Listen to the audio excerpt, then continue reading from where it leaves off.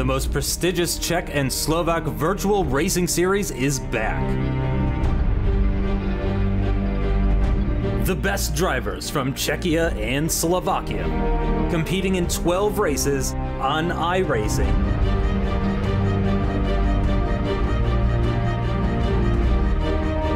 Who is going to win the championship trophy?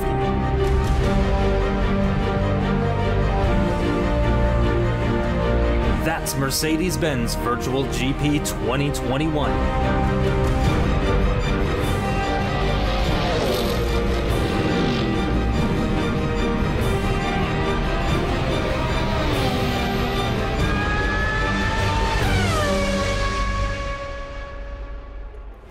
Hello and welcome back to the Mercedes-Benz Virtual GP 2021 season. This week we're headed to Germany for a race around the fearsome Nürburgring, specifically the GP layout. My name is Justin Sutton, and joining me as usual for today's action, it's Chris Buxton.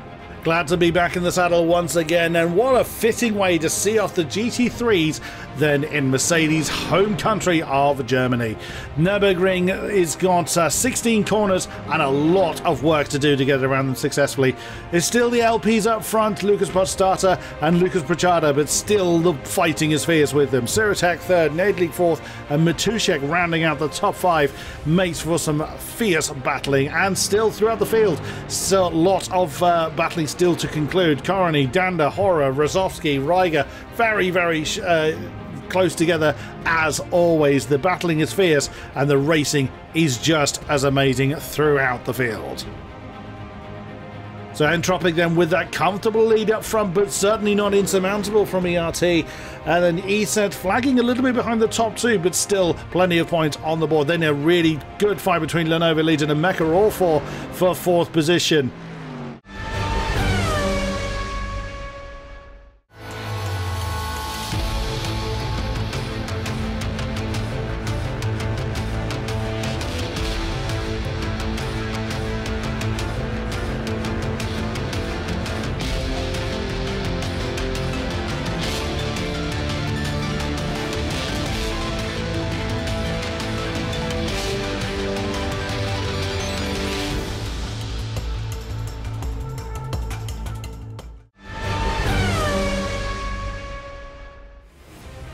Looking at today's conditions, it is 18 degrees Celsius air temperature, 32 degrees Celsius track temperature for the Nürburgring here in Germany. And we're going to have a quick look. It is Lucas Buxton on pole position. He's not alongside Buxton. It is actually Martin Sirotek, another championship contender. He's within 1/10 of a second in qualifying. And then it's David Buxton, a bit of a return to form. He's been having a difficult couple of races. He's on row 2, a quarter of a second behind, though, alongside Lucas Rosowski. Then comes the Lenovo Legion of Eric Vizzi from 5th position. Another difficult qualifying for him. I'm sure he'd like to be a little bit further up. Lucas Buxton way down in 7th position. He'll be lining up alongside Martin Krejci, actually. The other Entropic of Michael Matuszek just getting into the top 10 there. Less than 1/10 of a second quicker than Martin Nedlik in the Benzina in 11th position. Stanislav Senol a bit out of position in 14th. That's a little bit further down than we would have expected him. Peter Kujela in the other Benzina down in 17th position behind Stepanovsky, actually. And once again, bringing up the rear, it's actually not Jan Sikora this time in 22nd. He's in 21st, ahead of Peter Kovarik in the VR Victoria and Dexfin, who is going to be bringing up the rear today for the race around the Nürburgring. Really looking forward to this one. As Chris mentioned, it is the final race with the GT3 cars. After this, we are going to be heading to the single-seaters, and it's going to be a completely different challenge for these drivers. So for the final time in these tin tops, the engines are revving, and we are go. And again, the ESET car on the inside line could have a good opportunity to try and take that position. However, turn 2 is a left-hander, so all Lucas needs to do is hang it around the outside. But no, actually, it looks like Sirotek is going to take that position, and it is going to be Lucas Pichata dropping down into second position. The two Lenovo Legion cars coming very close to one another, but in the end, no contact is made between the two of them. Oh, and that's a terrible start for Stanislav Senol. He's going to drop way down to the 22nd position. He's got lots of damage as well there, Chris. I saw heavy damage on the front of his car. You can actually see him just in the background there, making his way through down towards turn 3. But yeah, the big news there is actually Sirotech taking the lead from Lucas Pichata. I really thought Lucas just needed to keep it around the outside. That would get him the inside line for turns 2 and 3, and surely I thought that would be him able to control the race from there, but no, he is going to drop down behind Sirotech. The ESET car takes the lead. A cautious start from Lucas Pichata, not something we're used to seeing, but that is what he's gone for. We have someone with a different set of initials up front for a change. Well, that is something to be held, but it was a cracking start from Sirotech. From the Lenovo Legion pair have swapped round. Rozovsky behind Eric Vizzi as they continue to work their way through the turns. That's through Bilstein, turn 12. Now on to some... Oh no, that's trouble further back. That's Riger that's come to grief in the Reichardt's car. Who did he hit? Oh no, it was Martin Naidlik for Benzina All, and that's 2 cars we've lost with 1 lap not even complete. Senol with that big accident in the opening turns has returned him to the pit lane.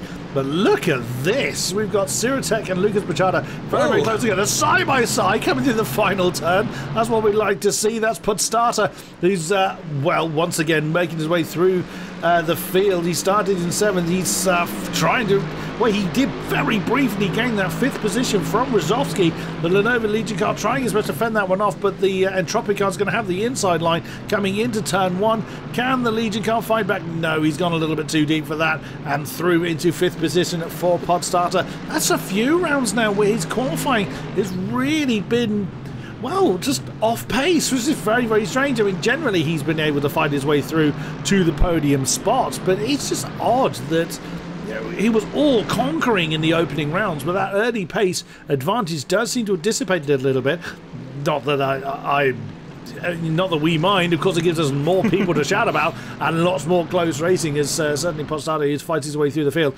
But we watch the top now as Sirotech is keeping Lucas Pichata at bay. It's good to see David Pichata, as you said earlier, Justin. It's good to see him a little bit more closer to his form we've seen of him previously. The Pichata brothers rounding up the podium at the moment. And here is a replay of what happened to Stanislav Senol. Is that him just to the inside? No, it's actually in the middle of all of that, just in an absolute melee. Just yeah, that's a combo job. He got the left and then the right, and then yeah, just absolutely annihilated. Really unfortunate, and that is kind of the nature of turn 1, especially in the opening of the race, because it's so wide. It's almost like turn 1 at Circuit of the Americas. There's just so many different lines to take, and I mean, you could get 4 wide through there very easily, especially with how wide the exit of the corner is. But yeah, Potsdata up into 5th position, so he's gained a couple of positions already in this race, and he's looking to gain yet another one. He's now behind Eric Vizzi. He's already dispatched one of the Lenovo Legion cars. He's going to look to make another one. That's Thomas Hora in the background there, who I think got a slowdown penalty coming out of the final corner, possibly, or possibly going through the chicane, through the penultimate chicane there. And that's given him a slowdown. Look, he's still giving that time up. He's still losing positions. He's going to drop all the way down into 12th position, actually, behind Alish Danda in the Electra X. Oh, but something has happened to Danda, actually, there. So Hora's going to get one of those positions back. Oh, and same thing. He's also got a penalty that he's trying to give up. He's gone off the line, which is great. That's what we love to see. If these guys do have any sort of penalties to serve, we want them done off of the racing line. That way they're not hindering. Oh no! And that's a big contact there, Alish Danda, and yeah, that's Rieger in the Ricart Sim, and that is really unfortunate. That's going to be some pretty heavy damage for him. And then he's got the big shock pulling up alongside him. And this is what happened to Martin Naidlik, who was another kind of heavy hitter. You know, this is somebody who regularly finishes sort of in the top 10. He went side by side. Ooh, went a bit wide through the Schumacher S there. ended up tapping the recart car. You can see a little bit of contact going on in the background there as well. And then he's got the recart car going up the inside and then losing the back end. Oh, and then more contact for Martin Nadlik. That is so unfortunate. And both of them with the recart cars, I think, actually. So he is really... Oh, and he's retired from the race as well, too. Now, that is very good news for anybody who maybe hasn't scored points yet this season or who is currently locked in a championship battle, who is hoping to score good points, because both Nadlik and Senol are regular top 10 finishers here. So it's really unfortunate for both of them. We never like to see that, but it's great news. Oh, and is that a slowdown for Vizzy now as well, too? Unbelievable. My goodness me, we never normally see this many slowdowns happen in the early lap. Usually the first lap or two is when you get them, when they're that bad in particular. But my goodness me, I don't think I've ever seen that many. That is Eric Vizzy trying to fend off the advances of a pod starter, but no, he's got that one well and truly covered.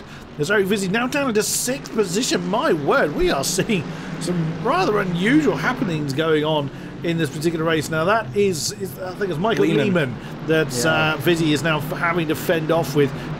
Was into 4th position, now into 6th, trying to hold on to that. The Mecha All-4 driver trying every direction to try and wrestle that 6th position from the Lenovo Legion driver. Is going to have to settle into position 4 now. I mean, at least they won't have rain to contend with, so that's a small comfort to them, I would think. But even still, Michael Lehman trying to get the run on the way down on Eric Vizzy to his right, side by side, coming into the hairpin. Oh, again. Now we've seen how just even a tiny impact can very much unsettle these cars. We've seen it several times already this race. I'm still... Martin Nadlik is not going to be particularly popular with the recart team, having hit both of the cars in the same lap. But it's obviously undone itself for the Benzina Roland driver. Up front, it's a breakaway again. It's Martin Siritek and Lucas Pachada that have broken away to the tune of 2.3 seconds from David Pachada, who's going to have a lot of company from Lucas Pachada very, very soon. Yeah, at the moment, it's about 1.5 seconds between David Pachada and Lucas Pachada, so he's got a little bit of time at the moment, but it's been close since the word go between these two, the leading two, Martin Siritek and Lucas Pachada. These guys are just inseparable. They're extremely close. Vakulchik having a really good run, up in 12th position as it stands right now. He's got a sizable gap to Thomas Hora up the road. So I think Vakulchik might be holding up some of these drivers, because if you look behind him on that timing table on the left-hand side, you can see Kujela, Sikora, and Alish Danda, and even Thomas Prohaska are all in very close proximity, actually, to Vakulchik. So he might be just doing an excellent job of actually defending, but another driver who's doing a fantastic job of defending is certainly Martin Siritek. He hasn't had to go too defensive, but he's done a great job of keeping Lucas Pachada behind, who does seem maybe marginally quicker, just in the way that Siritek has not been able to pull away at all. And just look how close he is, less than a car length, as they make their way through the right-hander of turn 6 there. So very, very close to him, so which tells me that he's either very, very similarly paced or actually, in fact, faster. And just going back to this battle between Michael Lehman and Eric Vizzy for 6th position, Michael Lehman is somebody who is not afraid to get right up onto that back bumper, and that is something that I have started to notice in him as a trend as we've commentated these races, and that's one of the great things about being a commentator for these races, is we get to learn these drivers and the sort of personality that they have on track, which may be a very different personality to what they have in person, by the way. Just because someone's a little aggressive on the track does not necessarily mean that's how their personality is at home. But yeah, Michael Lehman is somebody who I've noticed, Chris, you maybe will agree with this, maybe you won't, but he will run right behind you. He will just be sniffing down your back collar the whole time, just waiting for a mistake. Speaking of mistakes, it looks like Kujela in the Benzina Orlan has gone well off. I think that is after turn 7 on the rundown towards the Schumacher S, if I'm not mistaken. No, it's not. That's somewhere else. I don't know where that was, actually. But that is unfortunate for Kujela, losing lots and lots of time. It seemed like he was having trouble getting back onto the racing line. But yeah, back on Michael Lehman, he's firm but fair. I'm not saying he's too aggressive, but he is aggressive. He definitely gets the elbows out. Oh, 100% agree with that. We've seen repeatedly where if he's in a position to be able to apply the pressure, he does so, and he's done so several times in this race already against Eric Vizzi. Now, Eric Vizzi has proven himself time and again. In fairness, all of these drivers have, as the lawn mowing Benzina All car of Kujala has come into the pits. Oh dear, another bad day in the office for the Benzina team. Oh dear, oh dear, not what they wanted at all. But that's the nature of racing, unfortunately.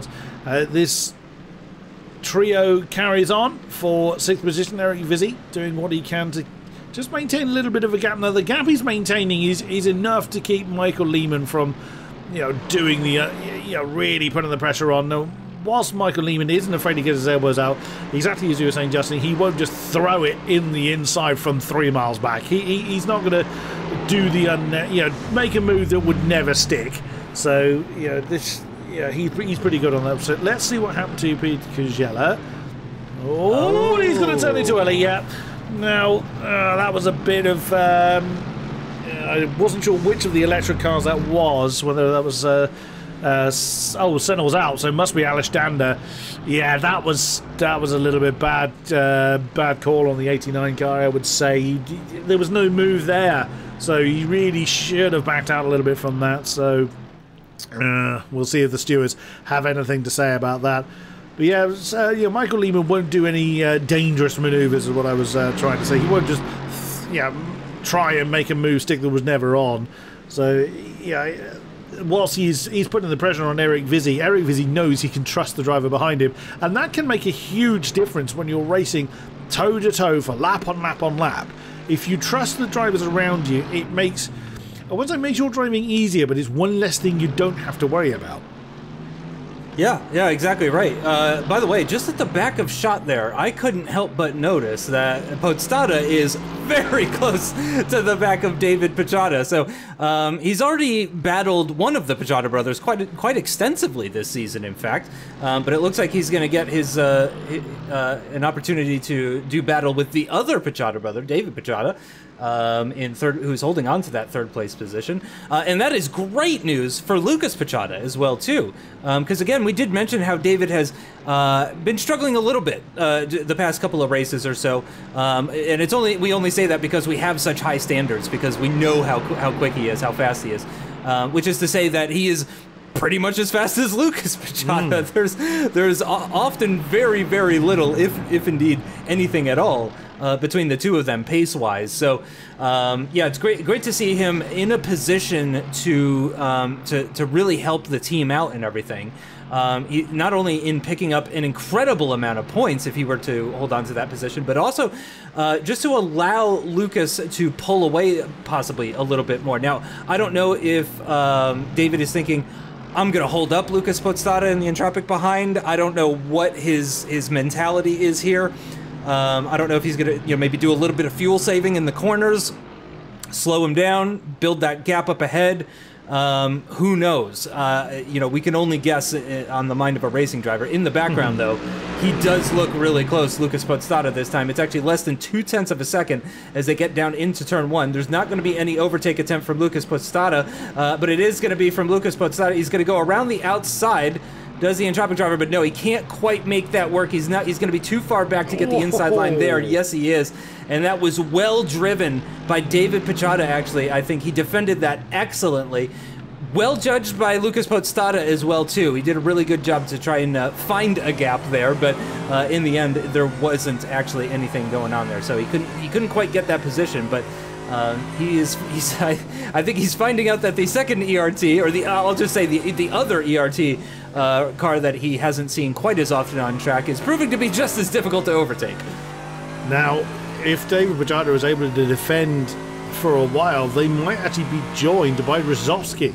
He's only a couple of seconds behind. Oh, that's possibly a tad deep from Lucas Podstata there, and he had to get out of the gas. You heard he had to feather the throttle there. I'd imagine if David Pichota wasn't there, he'd have kept that flat, but he didn't want to slam into the back of the ERT car, so he had to back out of that a little bit. And Podstata is not used to having to chase, although he's had to do a bit more of it, as I was mentioning earlier, in these later races that we've seen. Early on, he would just start at the front and run off into the sunset, whereas the last couple of races, he's not had the opportunity to do that. I think Lucas Buxton is just picking his time. He's not interested in trying to get past at the moment. He'll do it if a mistake happens, but you're not seeing the big moves on the inside. You're not seeing him weaving side to side. You're not seeing him trying to force the issue. He is just nailed to the back of the diffuser of Martin Siratek and just happy to stay there, whether it's saving him fuel or tyres in the meantime. Yeah, we will see. Now, there is the second Buxton brother. He's looking quite a bit more nervous, I must admit, than Lucas was. If you saw Lucas's camera when we had that on, it was a face of focus with it. Now, as you know, Justin, I'm an admirer of a good beard. And Lucas Buxton, oh dear, as Buxton turns in a little bit too early. That was Lucas Buxton's line. But that one was done. Very nice overtake there from Lucas Buxton. Yeah, Lucas Buxton's beard, that's not been shaved, it's been chiseled. It was just as solid as his stare. We commented on that last time, where his look was so intense, his focus strong. I think Lucas looked a bit more relaxed this time around.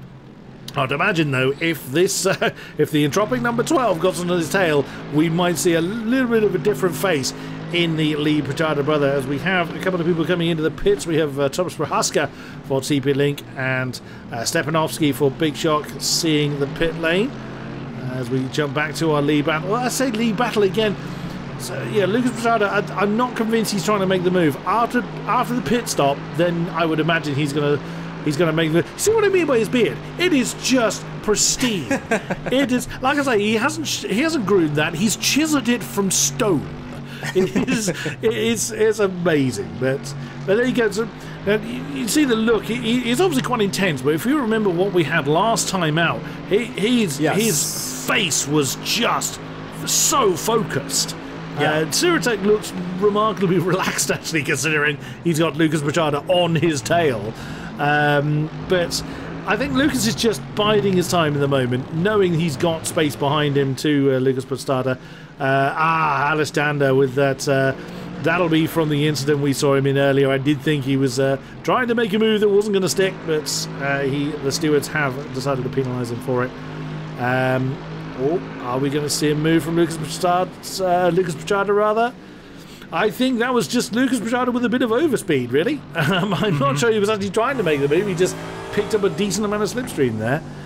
But yeah, so at the moment they're just kind of just going through the miles, just going through the laps. But towards the tail end of the race, as we tend to see, that's when things are really going to get hot. Certainly, if I'm Lucas Buxton right now, I'm going to be thinking about a potential overcut, especially if he's really taking good care of these tires and thinking about the fuel and all of that kind of stuff. So he may have been able to use that slipstream coming off of the ESET car to just run a little bit lower fuel than he would do otherwise. Of course, the reduced drag from the slipstream effect that you get from the car ahead means that you have to spend less fuel to hit the same sort of speed, which means you could just save a little bit of fuel, maybe able to pit one lap later. And again, we've seen Peter Kujela has retired from the race. Yeah, we did expect that one. Yeah, really tough week for the Benzina Orlen team. Really disappointing, but really nothing that they could have done, so they just have to focus on for the next race. But we continue to focus on the battles on the road, and at the moment it is actually Lenovo Mecha in this battle for 5th position. I was going to say, sounds like a scoreline chant you're trying to make there. And by the way, shout out to Krecha, who is a rookie, by the way. I mean, so is Lehman, but we've seen Lehman up in this sort of area more so than Krecha this season. But it seems that Krecha's closed that gap. I don't know if there's been a bit of sharing of setups or something like that, but Krecha is right on the back of his teammate. Matuszek's not that far back either. He seems to be having a little bit of a better race compared to last time as well. I remember Matuszek was kind of battling for the top 10, similar positions, but there was a bigger gap to the front compared to what we're seeing here at the Nürburgring GP layout. But yeah, it's this is very, very tight, as you can see, between the two Lenovo Legion cars. I have to say, I am surprised at Ryszowski. Again, another rookie. We've been talking about the rookies all season long, but this is another one where we really get to talk about the rookies shining. And Sirotech as well, too. Again, you know, Martin Sirotech was somebody who, at one point, was not really a backmarker, but more of like a midfielder, you know, just outside the top 10 kind of driver and that sort of thing. And here he is, you know, going up against the exact same caliber of drivers, and he's leading the race, and that's not through luck or mistakes or anything like that. He took the lead and has held on to the lead for this entire time. So, yeah, really, really impressive stuff from Sirotech, I have to say. Really impressive to see him up here. But again, Ryszowski, rookie. Lehman, rookie. Krejci, rookie. Matuszek, rookie. Also Podstata, rookie as well. So just an incredible number of rookies here. Thomas Hora as well, another driver who's had some really good pace recently, but hasn't had very good luck. And it seems today that he's had just that little bit better luck. Things have been going his way a little bit better. Oh my gosh, and we've actually got an attempt on a move here, and it is going to be Eric Vizzi who's defending this position from Michael Lehman, who's going to have to go around the outside. I did mention on the hot lap for this track, it's very, very difficult to go side by side through that chicane. It is a heavy braking zone, but it's just so difficult to go side by side, and that was a perfect example of just how difficult it can be. Michael Lehman firmly alongside, couldn't make it work around the outside. Inside line for Eric Vizzi.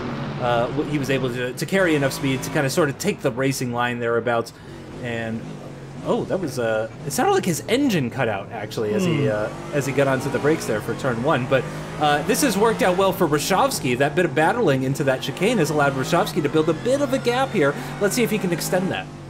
That's one way to fuel save, I suppose. But, turn the engine off. Yeah, why not? Just coast your way around. Yeah, I think that was probably a bit of overspeed from Lehman. Yeah, you're never going to go too wide unless you do it really, really slowly and carefully. And then, because again, I think it's just a weird way the sound sounds from the onboard. There's a sentence. The way the sound sounds from the onboard camera, more than he's doing anything odd with the engine. But yeah, trying to go side by side through the Vidal chicane is near enough impossible unless you go very, very slowly and very carefully. Which, yeah, these guys, they're not trying to make a move there. Lehman backed out of that one when he realised that he was going to be side by side. And Eric Vizzi didn't really lose any time from his teammate Ryszowski ahead of him. So, no harm, no foul in that one. Also keeping an eye on the top, Podstata having cleared. David Pajada hasn't really gained on the top two in any way. I mean, he'll gain a couple of tenths, he'll lose a couple of tenths. It doesn't seem to be changing an awful lot. I wouldn't be at all surprised if Podstata does sort of really push to try and close that gap down, because he doesn't have the benefit of slipstream that Lucas Pajada does. So he's going to have to work quite hard to close that gap down. As we look at Thomas Hara, who started pretty well. He was 9th or 10th, just in the top 10 somewhere. Wow, that's a man that's done well. Wasn't he at the back? I think Vikulchik was... No, he was leading that train in 12th, but actually, yeah, he's broken away from that train now as Vikulchik. Yeah, but he didn't... I thought he started near the back. Yes. He was near the... I don't think he was last, but he was near the back. He's now very solidly in 12th. Yeah, as you say, he's now, 9 seconds clear of Jan Segura, who's not having a bad day either in 13th. We have someone coming into the... Aleš Danda. There'll be some damage on his car from that impact he had with Kujala earlier on. There are the Ricard pair, who've both seen gravel traps in the course of the race. So... relatively early, slightly before halfway stop for Danda. He's decided to try something a bit different to the rest of the pack. Generally, you'll see most of the pit stops happen on the halfway point or slightly afterwards, but Aleš Danda decided to do something a little different. There is Kodiak. There is Thomas Prohaska, who, was just about to say was definitely caught up in very early, the early race ping pong that went on with a few people. The damage very clear to see. Stepanovsky, I seem to remember this from before. The GT3s just don't seem to suit him. Aldrich Stepanovsky has always struggled a bit in these GT3s, so hopefully the single seaters do him better in the latter half of the season. Yeah, he's only scored. He's finished in the points 3 times out of 5, but that was 2 13ths and a 14th, and then he's had 2 19ths as well. So. Good to see Thomas Corney up in 11th, by the way. It's been a while since Corney has been in the top 10. He's not in the top 10, but he's pretty close to it. But yeah, he hasn't finished in the top 10 actually since Daytona was the last time that Thomas Corney finished in the top 10. He didn't finish at all at Zolder. I remember, yeah, that one was a tough one for him, but he's had a bit of a tough time since then. Up at the front, though, Martin Sirotech continues to lead the way for ESET. Both cars in points scoring positions as it stands right now. Again, Martin Sirotech has had a really good season, an absolutely fantastic season so far. So it's no surprise really to see him leading the race, but still fantastic to see. Really, really impressive. And I am very curious to see what's going to go on with Lucas Pichota here, because I think you're right, Chris. He's definitely just thinking. He's sitting back and thinking about what he's going to do, how he's going to do this. I have a feeling he sees the pit stop phase as an opportunity. Whether that's an undercut or an overcut, we'll have to wait and see. But certainly it is a very good opportunity. And this isn't the easiest of tracks to overtake at. It's not impossible, as we've seen in this exact race, actually. But it is not the easiest track to overtake at. Oh, little bit of a mistake. Double apexing the right-hander for Martin Sirotech. He would have lost just a little bit of time to Lucas Pichota through there, as they go very, very heavy on the curbs. They avoid the curbs completely for that first apex of that chicane. I've noticed. I noticed that in the hot lap, and I noticed that throughout the race, that they really don't want to be bouncing over those. I imagine that just really disturbs their line for the second apex and for the exit of the corner. But onto the very long flat-out section through turn 12 they go. And I think Lucas Pichota is going to be a little bit too far back to think about making any sort of overtake here. So he's just going to hang back and, again, possibly fuel safe, potentially. Will we see either of these two come into the pits? And no, both cars will continue to stay out. Less than 28 minutes remaining in this race. Yep, as the timer continues to count down.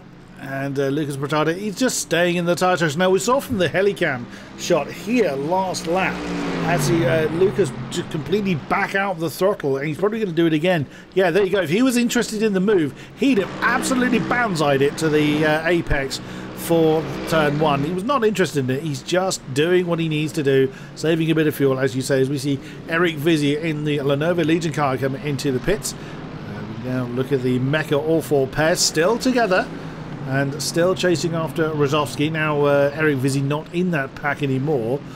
They're probably just going through the motions. They're not interested in attacking each other. Obviously a team manager's worst nightmare when your drivers start fighting one another.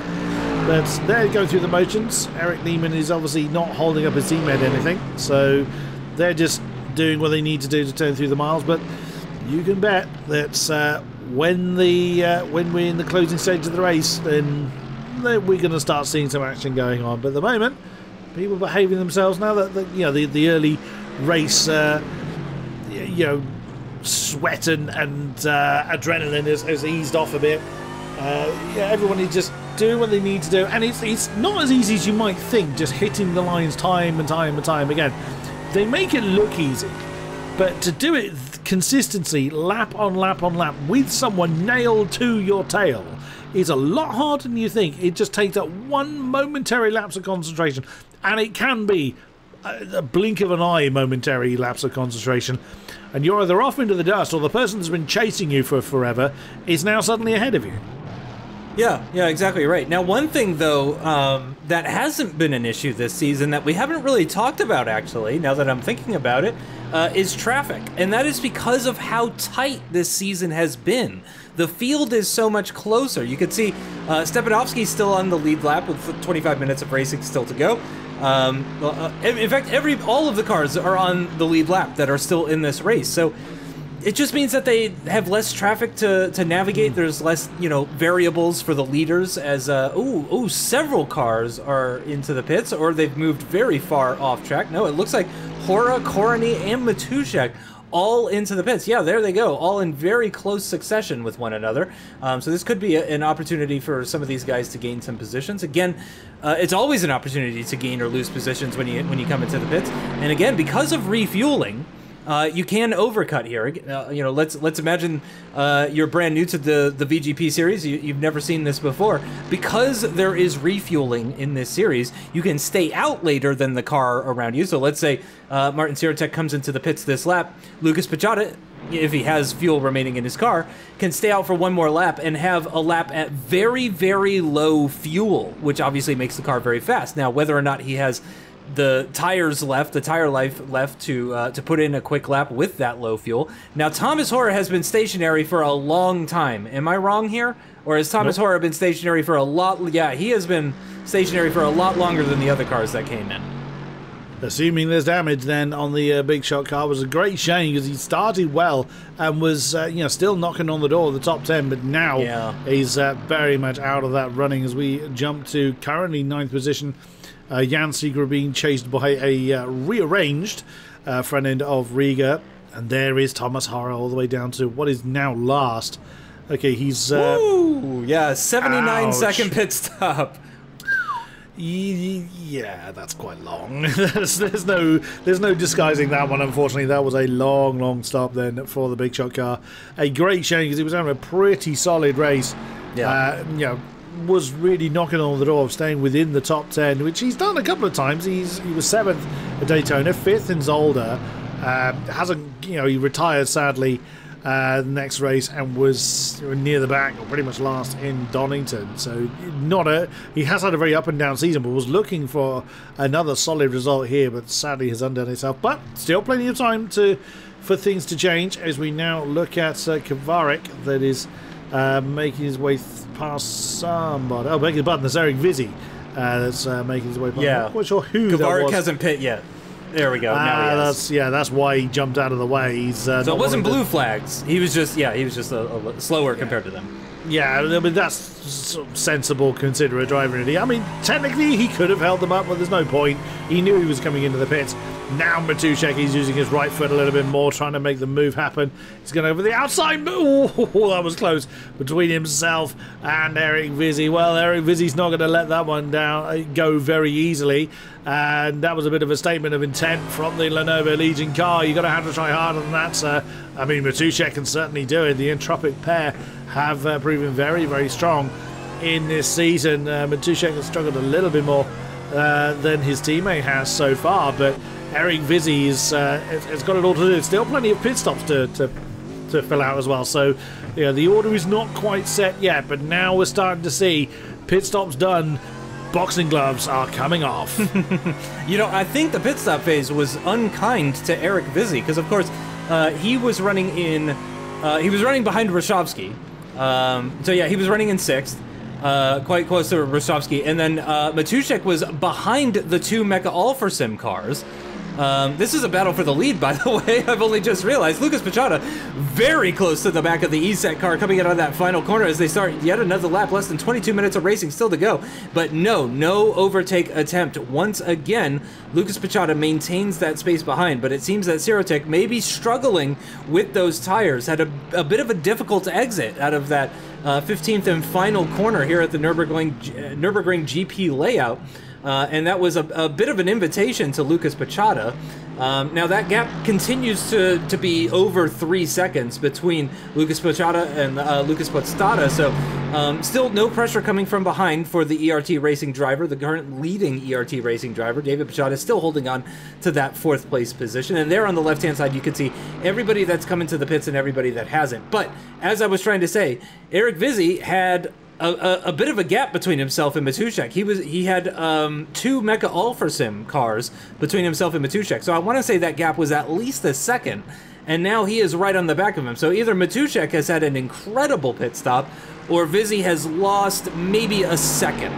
So we're not talking about huge gaps here, but oh, look at that. Through the Schumacher S, so much more speed for Lucas Pichota. He's thinking about going to the outside, but in the end couldn't quite get alongside.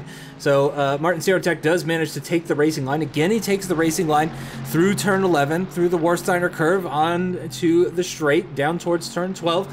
And of course, Lucas Pichota will be picking up a slipstream all the way through here, especially at this kind of distance behind the ESET car. Will we see Sirotech go defensive? No. You can see, we could hear, in fact, Lucas Pichota coming off the throttle a little bit early He's not interested in making the overtake. I thought maybe he was positioning to go into the pits there if Sirotech didn't. And honestly, I think he should have. I think that maybe Lucas Petrada should have come into the pits that lap. He certainly lost time against Podstata, didn't he? If you look at the gap now, it's 3.2 seconds. Has been hovering around 4 all race long, and that's all because Martin Sirotech, like you say, he had that really scruffy exit from turn 16 last time around, and that held up Petrada. He didn't want to make the move just yet. He could have done. I think he had the pace to do it at least twice in that race, in that lap rather. He easily could have made the move. He's still choosing the tactical option. Still got a gap behind him that isn't coming down badly, very, very quickly. It's not disintegrating before his very eyes. But Podstata has broken free very much of David Petrada. So Lucas does not have his brother rear gunner. He's not got any support now from the second ERT car, so he can't let that gap just completely fall away. If it starts to really get close, I think Lucas is going to be forced into making that move on Martin Sirotech. But we'll see. I wouldn't be surprised if we see another Petrada-Podstata battle before the checkered flag falls. You say Petrada, I'll say Podstata.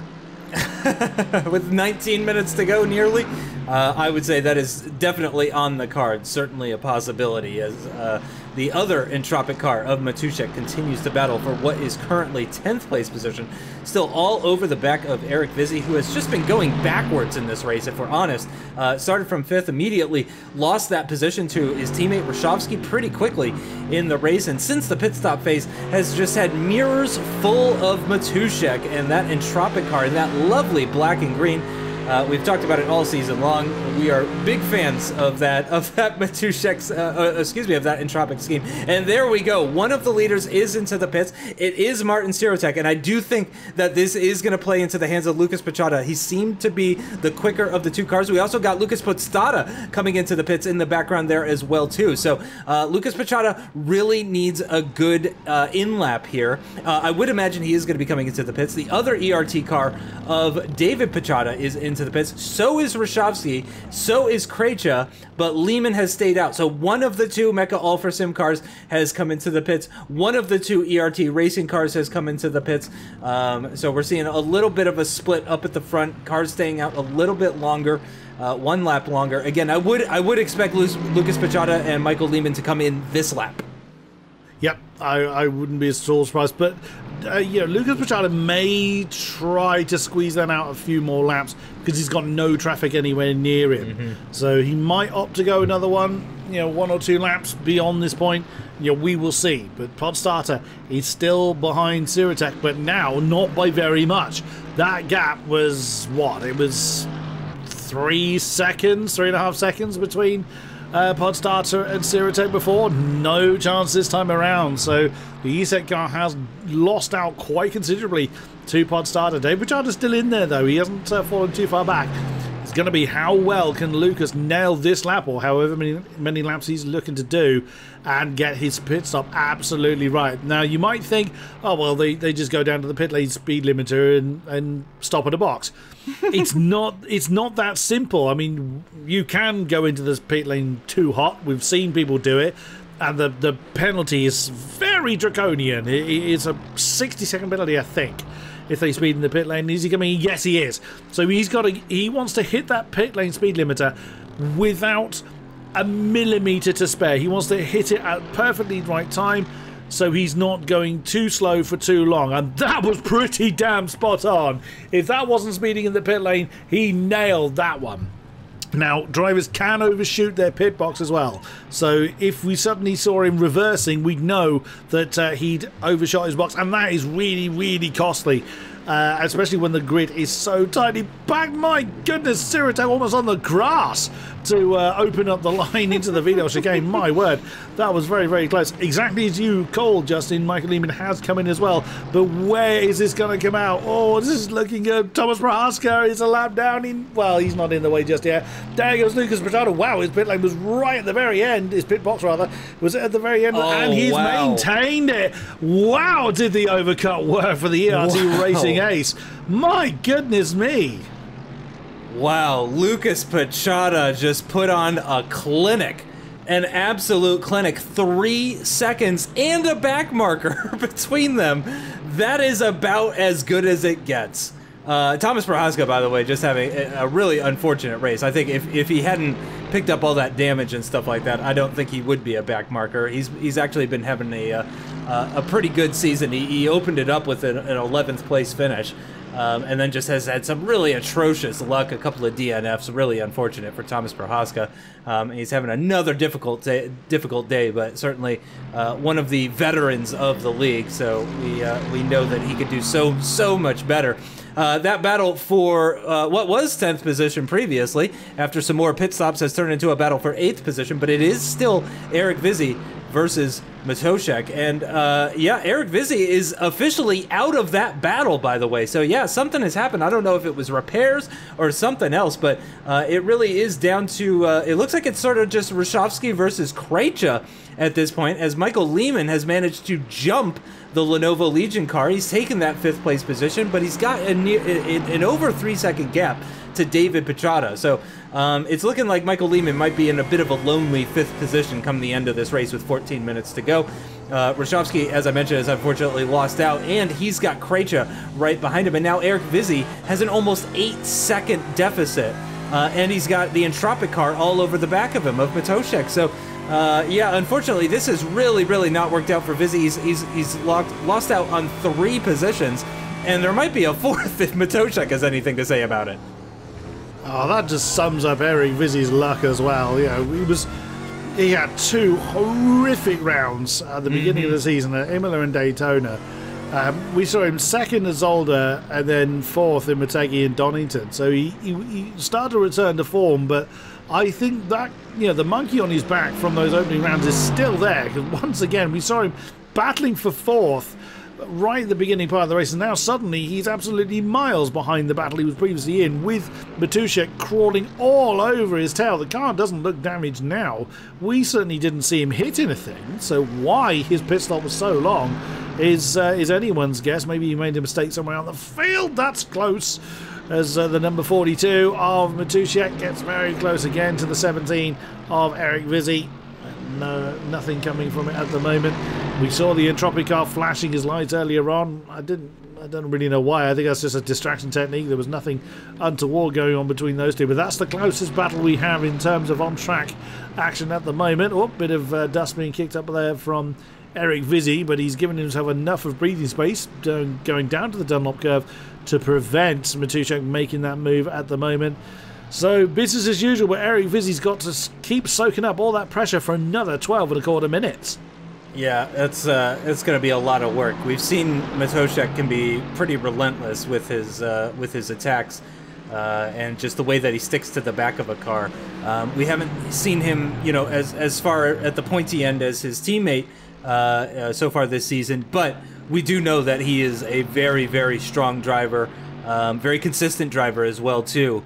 So if Eric Vizzy is struggling, he is going to take advantage of that, and he is going to take that position and try to extend that lead that Entropic currently has in the team's championship. So the good news for Eric Vizzy, though, is that it is difficult to overtake at here at this track, and that's what we've seen. You know, that's what we saw between Lucas Petrata and Martin Siratek for the entirety of the first half of the race before the pit stop phases. Matoshek goes for a bit of a wipe down. No surprise, he is sweating a bit profusely. Unfortunately, he doesn't have that little air vent in the car blowing cold air on him, unfortunately. So maybe that's some sort of sim racing invention device that could be developed in the coming years.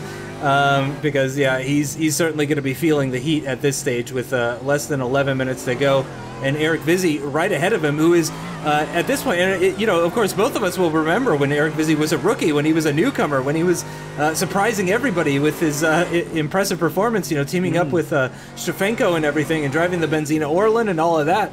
But now he is sort of the he's one of the championship contenders, the veterans of the league. Oh, as Matoshek has definitely went a little bit wide there, coming out of 6th, and that's lost him a little bit of time, so that will have given Eric Vizzy just a little bit of respite on the run down towards the Schumacher S. He won't have to worry quite as much about the Entropic car behind him. But yeah, I mean, this is equally hard work for both of these drivers. You know, it's not easy to defend. It's not easy to overtake at this track. So again, you can see them using all of the track, getting all of that curbing at the inside, the outside, absolutely every part of the course where they can find an extra 10th, 100th, 1000th, whatever it might be. They will take every advantage that they can get.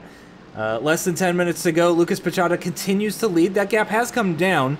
It's now just under 3 seconds down to Martin Sirotek. However, I have a feeling Lucas Pichota is not pushing too hard at this stage. He's got a bit of a gap.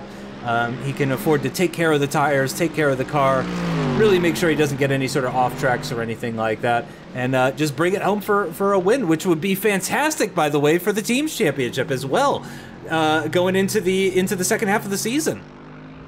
That it will. I mean, coming back to what we were saying about Eric Vizzi's season last year, if you recall, it took to the second half of the season for him to really get into his stride. Mm-hmm. It was a bit inconsistent. He showed flashes of brilliance in the first part of the season, but he was inconsistent. Yes. But he was in the tail end of the season where it all came together.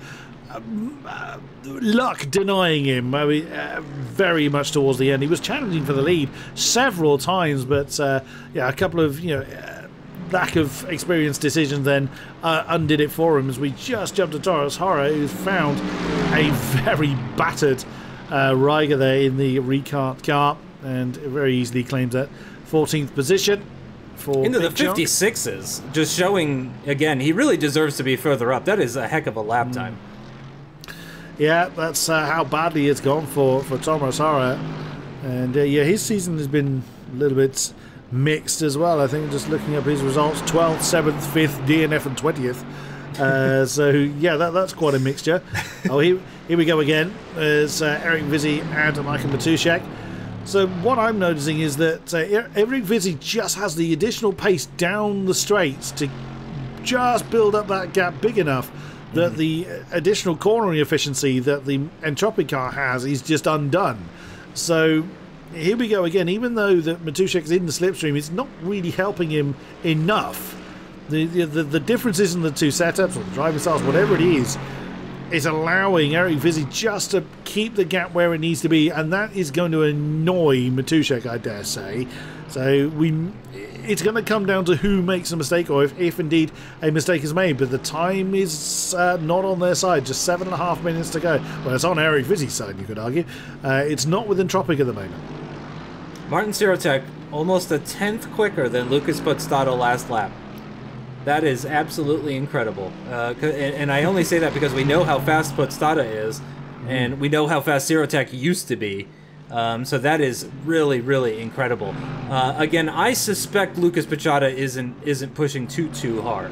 I suspect that he's just taking care of the tires and taking care of the car. He can afford to lose a couple of tenths a lap at this stage, and just allow Sirotek to close in a little bit. And in fact, he maybe even wants Sirotek to pick up a little bit of a slipstream, because of course if Podstata overtakes Sirotek, that's going to hurt Lucas Pichota in the championship standings, because he would be gaining fewer points over Podstata, the current championship leader. So he would very much like Martin Sirotek to remain ahead of that Entropic car. So maybe he's perfectly content to allow Martin Sirotek to get into that slipstream and just allow him to defend from that Entropic car just that little bit easier. So who knows? Who knows if that sort of thing is even running through his head?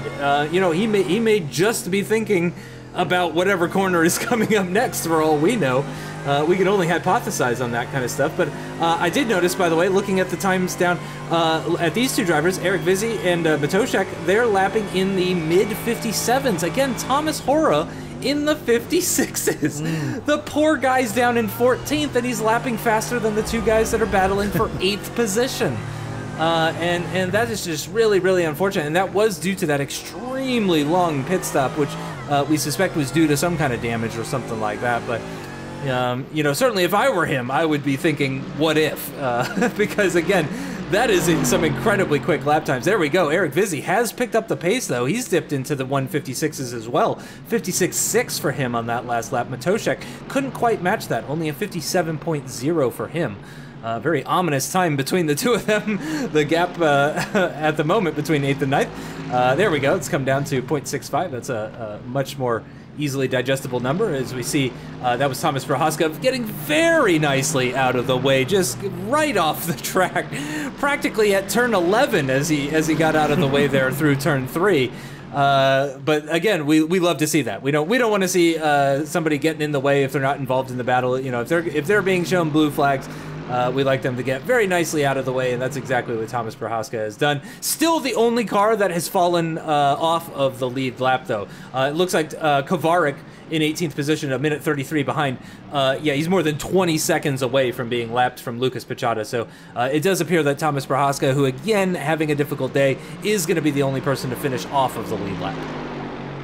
Also bear in mind, these GT3 cars are a bit more forgiving to drive than the single-seaters we're going to be moving on to from the next round onwards. They've got ABS, they've got traction control, so those are more of a, shall we say, heavy-footed nature. I'm holding my own hand up for that particular accolade. Yeah, these are a bit easier to drive. I won't say they're easy to drive, certainly not at the pace that we're seeing from our competitors, because I know damn well I can't do it. That's why I go for this seat in the commentary box rather than the driver's seat. But you know, the level of consistency and pace we've seen from our field has just been astonishing. I know that's a bit of a broken record statement because I say that so often, but you can't not admire just how well these guys are doing it, lap in, lap out, race after race after race. Yes, there are, of course, a few mistakes that go on through the field, but we're not seeing lots of very silly rookie errors. It has happened a few times in the past where we've just had mass pile-ups and all sorts of shenanigans going on, but it's very, very rare, which goes to show the quality of the field. Oh, we've got a fight going on for 5th. I thought the timings were getting a little close. Michael Lehman is now a very popular boy as Rozovsky in the the lead Lenovo Legion car. He's looking to try and get into 5th position. I think Lehman's the one that's been caught. I don't think that's a mistake from the 5th place Mecha car. I think he's just been caught by the two behind. No, it was a mistake. Look at that last lap time, a 59.0 last lap from Michael Lehman. Yeah, more than 2 seconds slower than the two cars behind him. So he's had some kind of issue on that last lap. I mean, maybe it wasn't a mistake. Maybe he just needed to do some very aggressive fuel saving. We didn't, see it on screen, so we can only hypothesize. But yeah, being more than 2 seconds slower than the two cars behind on a single lap would indicate to me that he's had some sort of issue or something like that. Thomas Gordy, up into the top 10. Both ESEC cars in the top 10 for this race. Unfortunately, it's looking like Sirotech is not going to be standing on the top step, though, after leading more than half of the race, in fact. That gap has really started to extend now. I wonder what's happened there, if Sirotech has had a mistake, because that gap between Sirotech and Podstata, that has really come down by quite a significant margin, and the gap between Pichata and Podstata. Oh yeah, and in fact the overtake has happened. Yeah, the overtake has happened. Lucas Podstata has taken that second place position from Martin Sirotech in the closing stages of this race. And look, that gap is continuing to grow.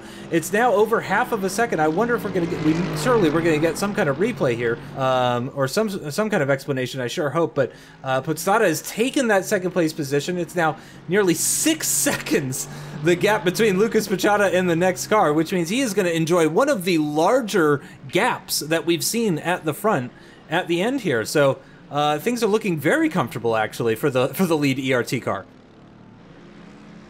He's made a mistake by the look of it, because he's still keeping his foot on the loud pedal, unless he is so close to fuel that he's feeling the need to just back completely off. I mean, he was pushing. He was, of course, the lead car all through the first phase before the pit stop, so he would have burned up quite a bit more fuel. Look at, he's falling badly off the back of Sirotech, so off the back of Podstata, beg your pardon. So the car doesn't look damaged. I wonder whether he's pushed his fuel too much so he's had to slow down. So let's have a look at... Oh, well, okay, so this is when Podstata's already caught the back of Martin Siratek. So this is after whatever incident has happened. This will just be the Entropic car just making the move. And if Siratek is fuel saving, he can't defend it. Well, he could, but there'd be no point. He's a sitting duck. But yeah, I bet you that's what it is, because Lucas Machado, he's just beaten the timer. I bet you anything Siratek timed it so that he was... I bet you he's 1 lap too short. He's realised Lucas Machado was likely to beat the timer, which he did by a matter of a couple of seconds. Wow. Siratek is just going to plummet now. We're going to see David Machado, who's 9 seconds off the lead, potentially on the podium. Wow, that is a real shocker, but I think you are right, Chris. I think you are exactly right about that. I think Siratek is struggling with fuel, and I think it's because Lucas Pachada managed to do an extra lap than what he thought was possible. He thought this is a 28-lap race, and Lucas Pachada said, nope, this is a 29-lap race, my friend. I hate to burst your bubble. And that is really, really unfortunate for Martin Siratek. He is still holding a 1 second lead over David Pachada at the moment, and I wonder if he's done enough. Maybe he's done enough fuel saving now that he can manage to stay ahead of the other ERT car. He's maintaining that lead as it stands right now, but it's going to be just a few corners remain for Lucas Pachada as he makes his way through this left-hander, through the right-hander, and onto the long flat-out section for the final time in this race. It is looking like it is going to be a 6-second gap thereabouts. Oh, is Jan Rieger... Another one. I bet you that's fuel. I bet you that's fuel. Surely get down to fuel. Lucas Pachada has unfortunately caused lots of problems for some drivers here in the closing stages of this race, but through the final quarter he goes. And Lucas Pachada is going to pick up another victory. It's going to be win number 3 for Lucas Pachada in the 2021 Mercedes-Benz Virtual GP season. And it is going to be bringing him 1 step closer to the championship lead as well. But unfortunately for him, the man in second position, Lucas Podstata, was able to take that second place off of Siratek. Oh, David Pachada. Did David Pachada do it? I don't think he did. Not quite. I don't think he did. It was so close. But it is, in fact, Martin Siratek that is going to claim that final podium positions, and good for him, because I would have been really disappointed to see him lose out on that. In the end, Matoshek as well. Look at that, 12 seconds behind Eric Vizzi. This is, yeah, but he's going to hold on to that position, but holy cow. Thomas Corney as well. Looks like he's kind of struggling. I think he's limping over the line. Oh, but it's going to be 11th for Vakulchek. What a result for him. Yeah, what a recovery from starting near the back of the field. And Siratek's discovered in the pits, so he only just, by the merest amount, had enough fuel to do what he just did. Wow.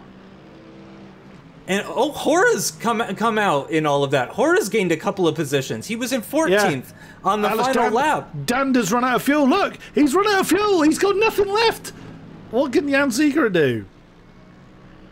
Oh, there may well still be shuffling of positions to do on the run down to the line. Holy cow! And could that mean a points finish potentially for Kovarik then? Is he gonna find any stragglers on the start finish straight? No, it doesn't appear that he will. And this is what happened to Siratek. He went a little bit deep into the Vidal chicane. That wouldn't have cost him as much time as it did overall. No.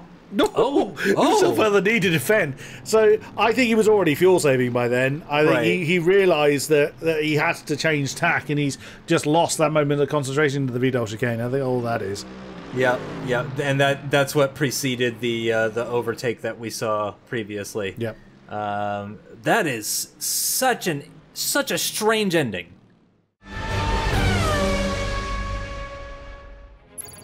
Still the top step belonging to people with the initials of LP. Lucas Brajada this time on the top step. Lucas Podstata in second, but Siratek sees out the podium just about by 0.4 of a second from David Brajada. Michael Lehman 5, Lucas Rajowski 6th, Martin Crater 7th, Eric Vizzy 8th, Michael Matuszek in 9th, Thomas Corney rounding out the top 10, Josef Vikorczyk in 11th overall, and Lucas Brajada indeed coming away with the fastest lap of the race as well.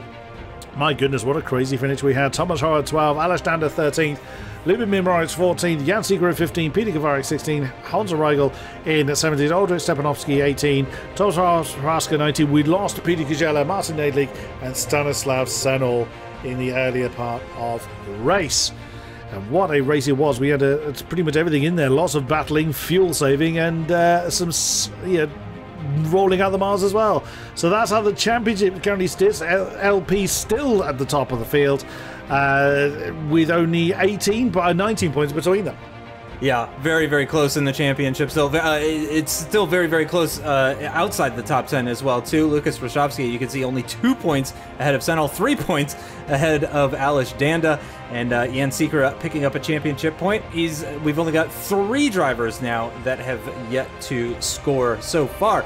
And it is still Entropic that leads the way, but it's only by 23 points, and then a big old gap of 49 points down to ESET. I'm sure Siratek is really wishing he had picked up that win, because that would be a lot closer, certainly, to the 2 leaders. And then less than 20 points down to Mecca Alfersim in 4th position. So very, very close in all of the championships. Really looking forward to the next part of the season. That concludes the GT3 half of this 2021 Mercedes-Benz Virtual GP season. Thanks to all the drivers, the production team, the viewers at home, and of course, thanks to Chris as well for joining me. We'll be back next time for the first race of the season in the single-seaters. We'll see you then. Bye-bye.